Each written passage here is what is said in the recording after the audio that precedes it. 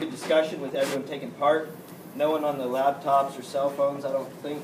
Anybody? Clyde? No. Put that away.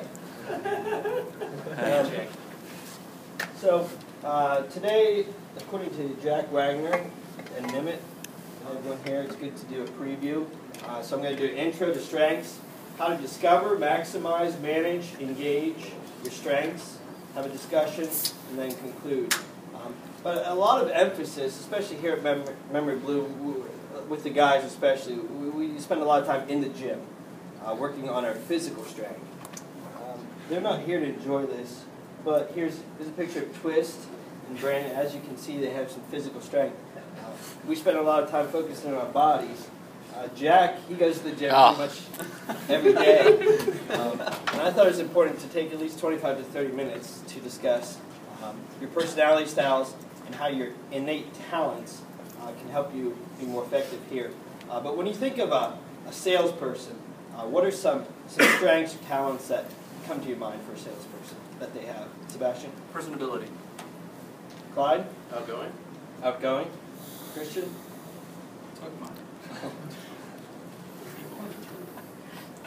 Lindsay? Assertiveness. Assertive. Alex? Emphatic.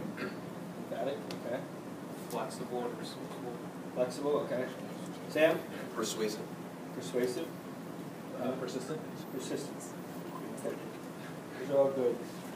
We'll go into more discussion on discovering your personal strengths too. But what I wanted to do a presentation on is strength-based selling.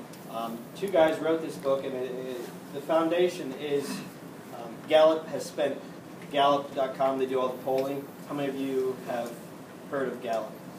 Everybody pretty much? Okay. They do a lot of polling, and they do a lot of research on high-performing salespeople. So they looked at salespeople and what makes them effective at their jobs. So that's what I'm basing this presentation on. It's not just from the book, it's based on my personal experiences, as well as a couple other articles that I found some research on this to make it more effective. Two authors that wrote the book are Tony and Brian. Tony consults in Salesforce effectiveness for Gallup and is former vice president and chief learning officer for ADP. So he worked at ADP and he moved on to Gallup, and he's a consultant for them. He's an author of several books too, based on sales strengths. Brian consults on strengths and Salesforce effectiveness for Gallup, and he's worked there for over 21 years doing this. So it's a good basis for this, and it has a lot of knowledge that that you can take something from it and apply it to here. Sales, oftentimes you hear, okay, it's all about working hard, you put in the numbers, and that's the law of averages.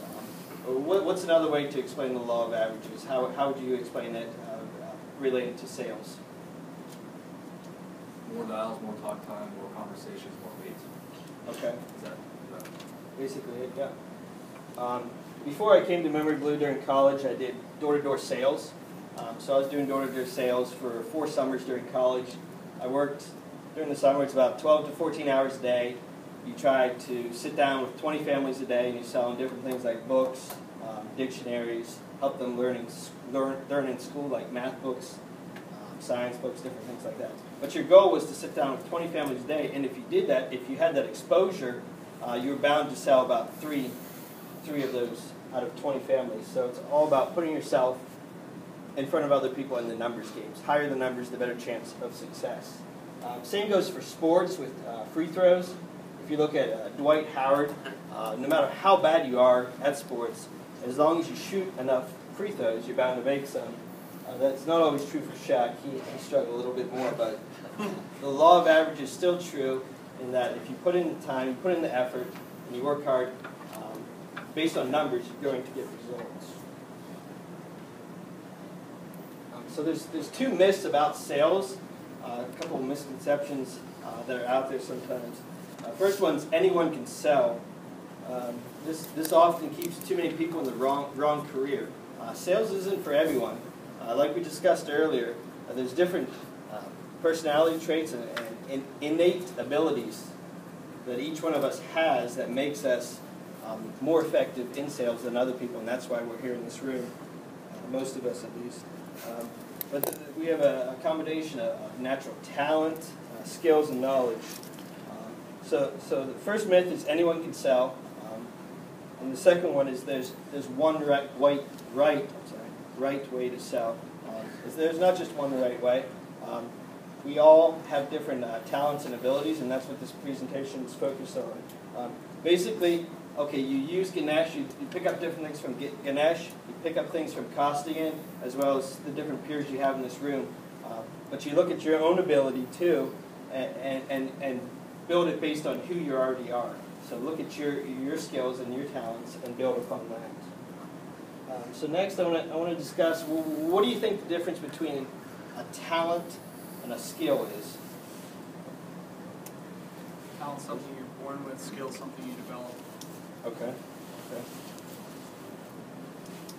Blake? That was exactly what I was going to say. Talent Okay. is kind of inborn, skill has to be refined Okay. and built up. So skills and strengths, are they similar? A skill can be a strength, the same way that a talent can also be your strength. Okay. So talents are unique to you. They're basically innate. So how do you use your talents to get stronger at different things? We're talking about sales today. So how can you use your talents to get better with your sales strengths? I think talents, like you said, are something that you're born with, it's something that you're good at, but you can strengthen your talents to make them skillful and tactical and really become something that's more than just a talent and something that you're extremely good at. Okay. Christian? I mean, if you're funny, injecting humor into your calls to build rapport, something like that. Okay. Sebastian? Some people just have naturally commanding voices. I'm sorry, I couldn't hear you too. Some people have naturally commanding voices. I really couldn't.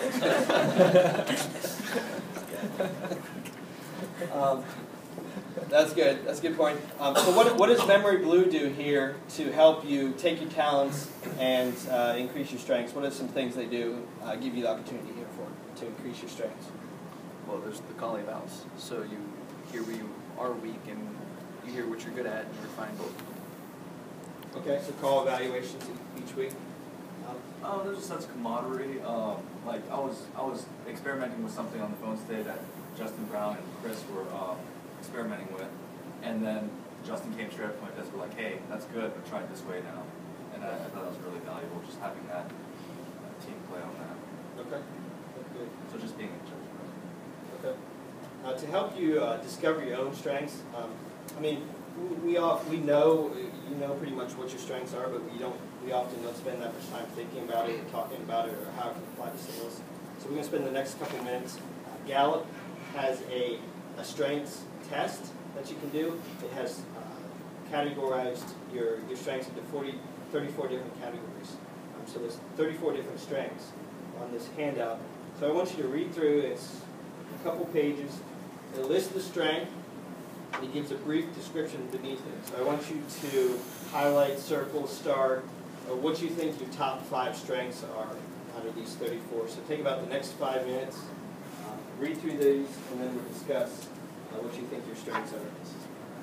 So pick your top 5, and then we'll discuss it. I'd suggest reading through them all first, and not just picking the first 5 even though you like them. So I can get a good idea of the 34 first, and then pick the first 5. Just one. Yeah, I've actually taken the test. Yeah. Well, I read it. Like, Circle the page. that's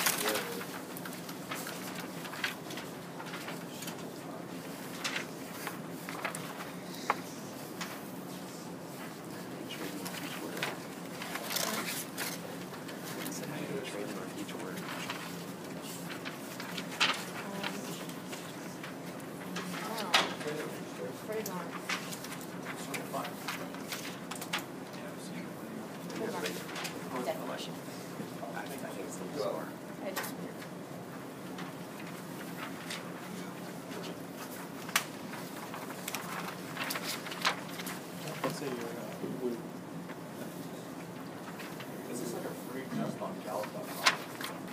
It's not free. That's not You free. have to pay for it. Or you can buy the book. Yeah, we have the book. I just read it last week. There's another copy of it in the book. There's different versions. Yeah, I read the older one. I like that. This sheet acknowledges that I have extra. You missed I it. mean, and then I know what you. No, yeah, Is there one called Disappointing? Is that what I'm saying? Built to disappoint. All right, take about another minute. Nail down your top 5, what you believe to be your top 5 strengths that come naturally to you.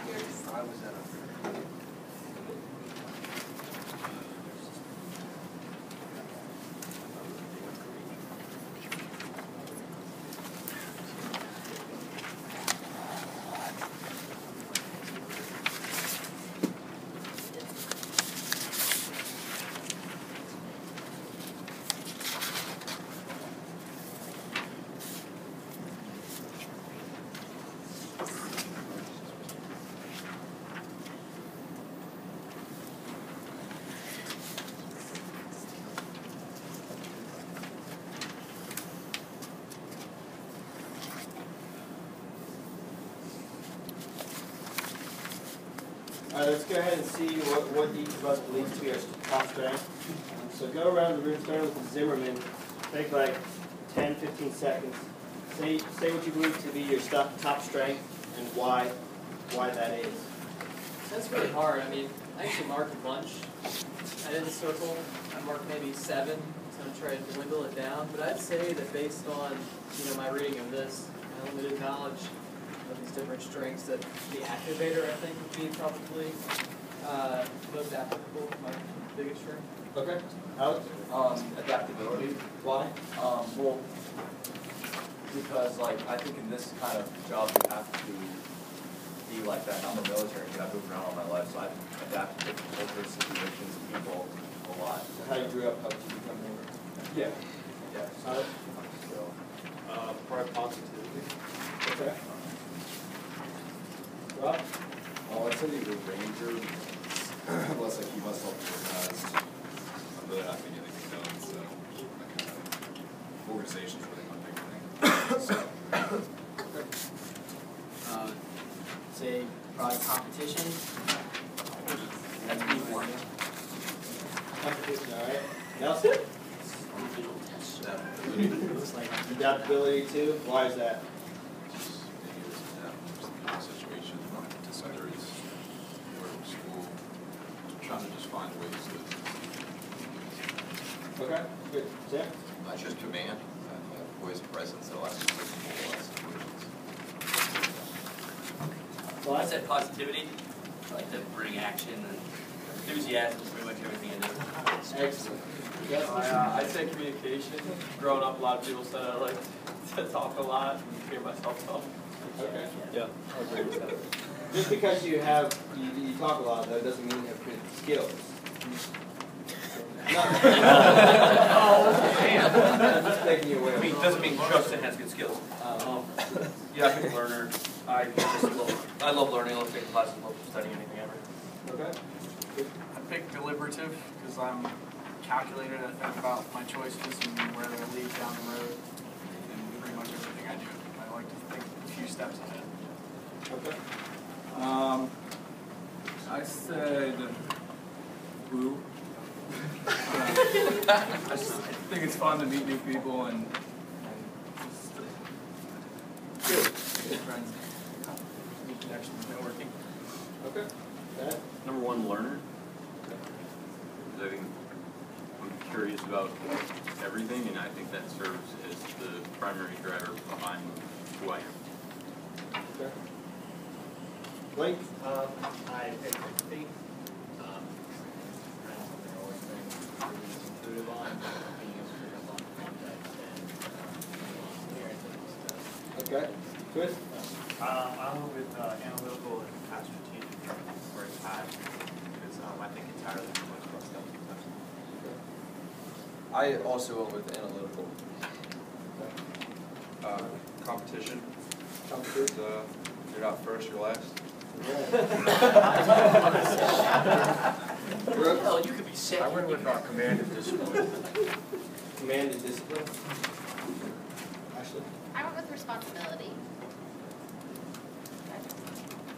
We go with positivity. Positivity too. We got two of you, okay?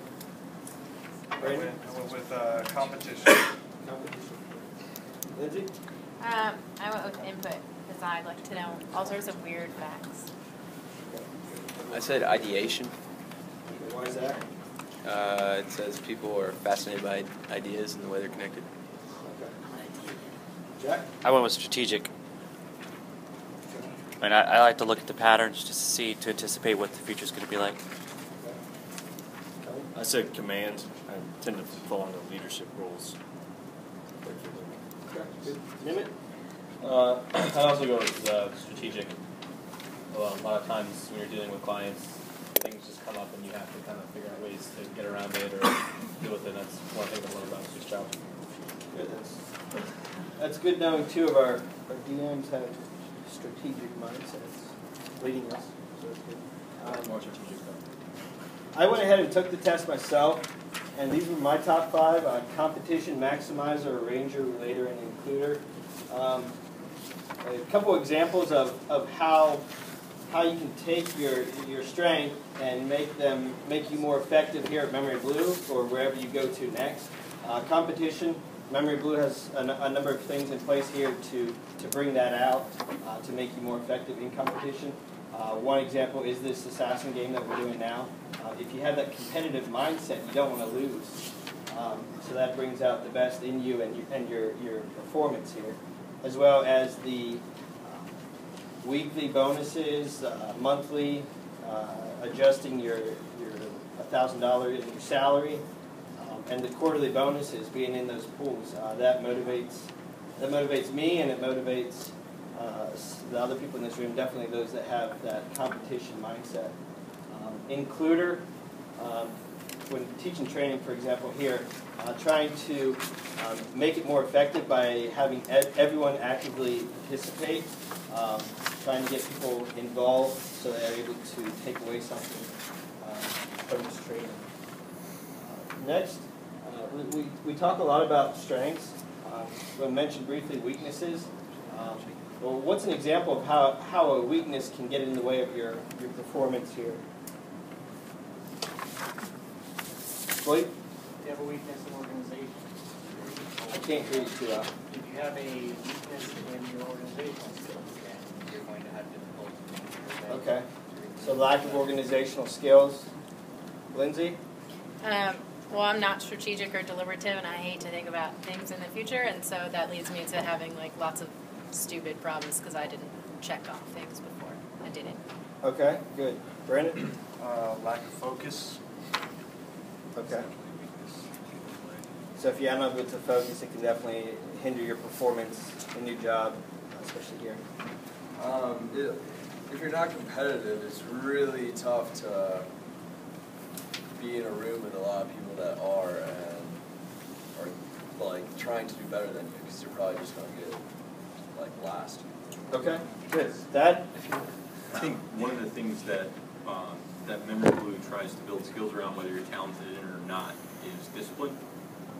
New hire ramp program, AM blitz lists, weekly reports, and meeting expectations that are set. We set a lot of expectations for our AEs in the hopes that it's going to develop a mindset of discipline. Okay. Justin? I think if you got weakness in communication, this business is going to really hinder you. You need to be on the same wavelength as your DMs, as your client, as Mark and Chris. There's lots of people, as the people on your team at all times, and if you're not communicating effectively, it's going to make your life very difficult. Okay. One more, Jack? Unwillingness to adapt. Okay. If you can't adapt, then you'll never take anything in a training that's said and incorporate it in your day-to-day. You'll never get better. Good. Yeah. Based on the 34 strengths here, I came up with two. One was like futuristic. If you're futuristic, you think too much about the future. You have these big, lofty goals and dreams and things that you want to accomplish, but you don't focus on the present and the steps that you need to take to get there. So that could be a weakness. as well as analytical. Maybe you look at the numbers so much, you're analyzing all the information, but you don't act on it. So there's different weaknesses out there. It's good to acknowledge them, but to ultimately, for the purpose of this training, we're focused on strengths and how you can use your strengths to maximize them, as well as using your strengths to manage your weaknesses. So figuring out what you're good at and how you can use those to make your weaknesses less of a hindrance to your sales and your performance. So linking your strengths to the work can increase your chances of being engaged. So I want to figure out how we can use your strengths to become more engaged in the workplace and here at memoryBlue. So there's 6 on this slide and 6 on the next slide. I'll read them to you. I want you to figure out, okay, what do you think memoryBlue is doing the best to enhance your engagement here, and what do you think could be improved? So we're try to figure out which one you think would be the top and which one's at the bottom. Can you see that in the back, Justin? Okay. I know what is expected of me at work. I have the materials and equipment I need to do my work right. At work, I have the opportunity to do what I do best every day. In the last 7 days, I've received recognition or praise for doing good work. My supervisor or someone at work seems to care about me as a person. There's someone at work who encourages my development. So what do you think memoryBlue or your coworkers here do the best out of those 6? Chris? So the last one, someone at work who's always encouraging development. That's one thing I think we all can say for each other is, even though we may be competitive, we're still, I think, rooting for each other. So encouraging your development here. I mean, memoryBlue, when I came into the interview, one thing that I liked about it was that Chris or Mark or someone mentioned it's a launching pad for your career. They're focused on your development to take you to that next job, to take you to your next step. Lindsay? I was going to say that one, but also in the last 7 days, received recognition. Okay. Like working on a project for 2 weeks, and I finally got the lead, and it was really nice to hear Dad's reaction to it. So. Okay, good. And what about one that could be improved, maybe, out of those 6? Alex? I have the materials and equipment I need to do my work right. I think a lot of it's client-based, and sometimes we have to learn how to fly without, any input from them. Like, I know HSP was a cluster word at the beginning because I didn't have the materials, but then we kind of adapted to the situation. So it's not something like wrong with memoryBlue, it's just the nature of the business. So maybe things that you need from clients, yeah, sales reps, contact information, lists. Or, sales reps who don't post the calls, stuff like that. It's just maybe technical things like if you don't have a computer or phone up and working when you get here, that you need to use it. Okay. Good. 6 more. There's 12 total, so these last 6, we'll look at them. At work, my opinions seem to count.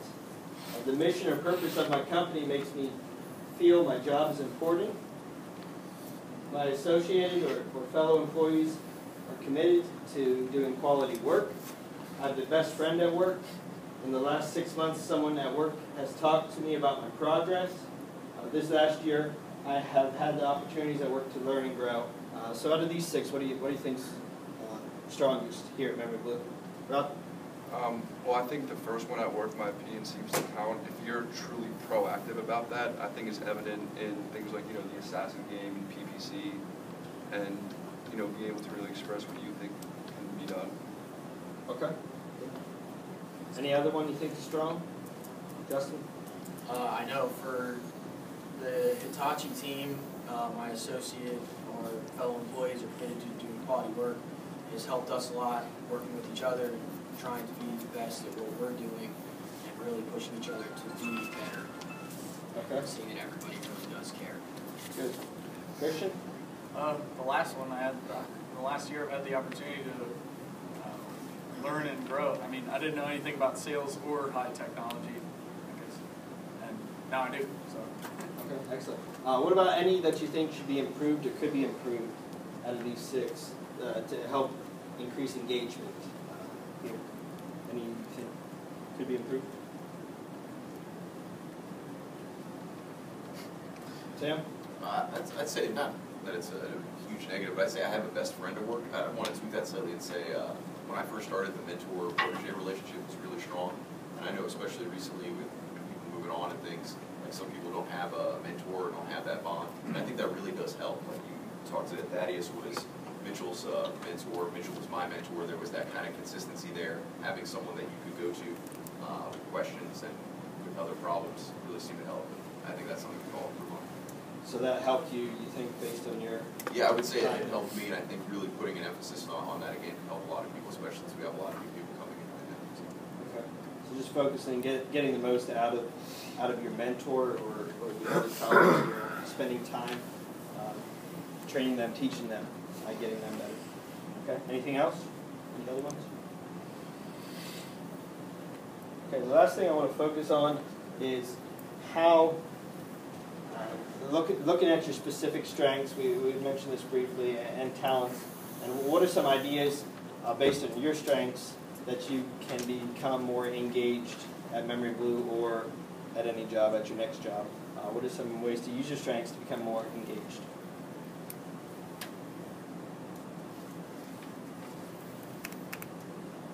Alex? Well, you can nurture this, I think competition is definitely a strength I have too, and you can definitely nurture that, and I guess with this assassin game, I know some people take notice that I've been trying to do well at that, and so my activity's gone up, I think that's a good thing. So nurturing that aspect of myself to become better. Good. Rob? Strategy is one of your strengths. Take different approaches to list building and to finding different influencers that may drive people to look for your solution. There's different ways of approaching it so that you keep it, fun and engaging. Okay, good. Thad? I think just to touch on what Justin mentioned earlier was commitment of fellow employees to doing good work. I know the Hitachi team in December really put their heads together, made very significant improvements by committing to each other to spend time every day.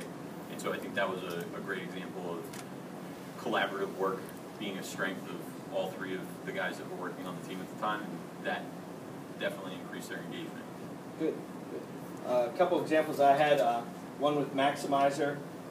You look at what's working for you here in your job, and enhancing that and capitalizing on it even more. If you're futuristic, think about the future. Think about your next job, what you want to do, and how you can take the necessary steps now to put you in a better place and a better position to get that job, enhancing your skills, becoming more active in your workplace to develop your talents. Strategic for Jack and Nimit here, with their strengths. Basically planning out, okay, well, what's working, what do we need to improve upon here with our teams to become more effective with your clients and with your own abilities.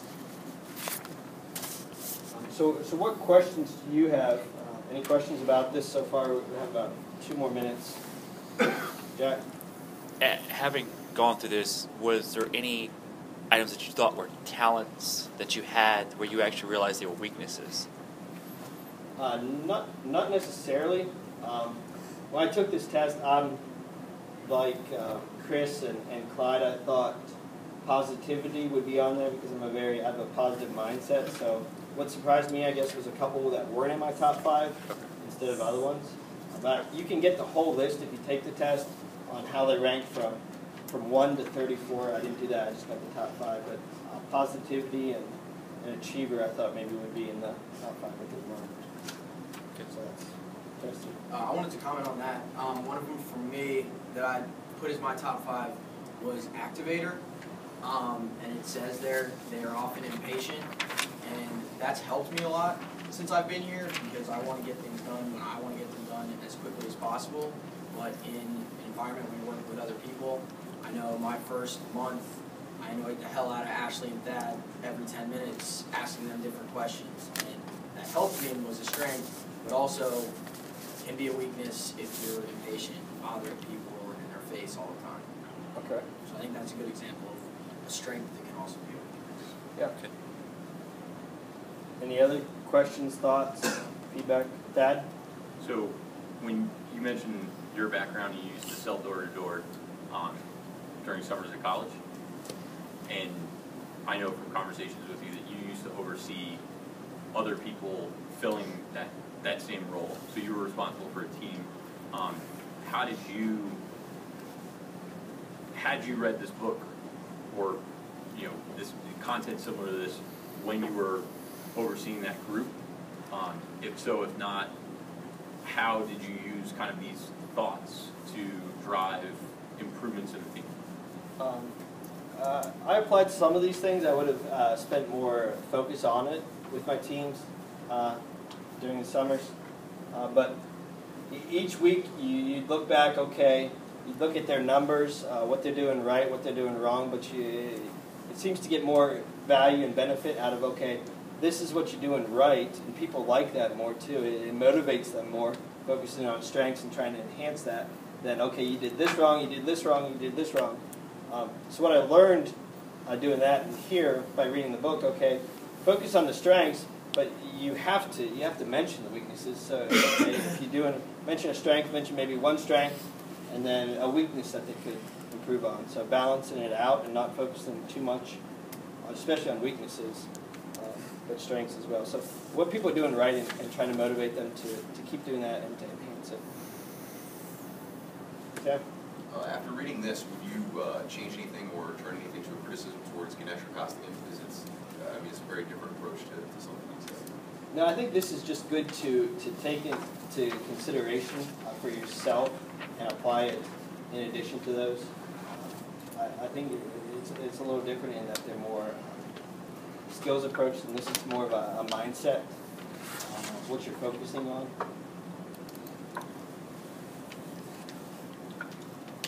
All right, so basically to wrap it up, today we talked about strengths, how to discover. We did an activity to discover your own strengths, how to maximize them, manage them within the workplace, become more engaged, had a little discussion. Conclusion, basically conventional wisdom you often hear, okay, you should learn from your weaknesses, but a lot more emphasis nowadays is being spent on strengths. So I just encourage you, if you want to become stronger at something, learn from the successes of others, study them, and apply it in your own life, whether it's work or jobs or social life, and become more effective that way.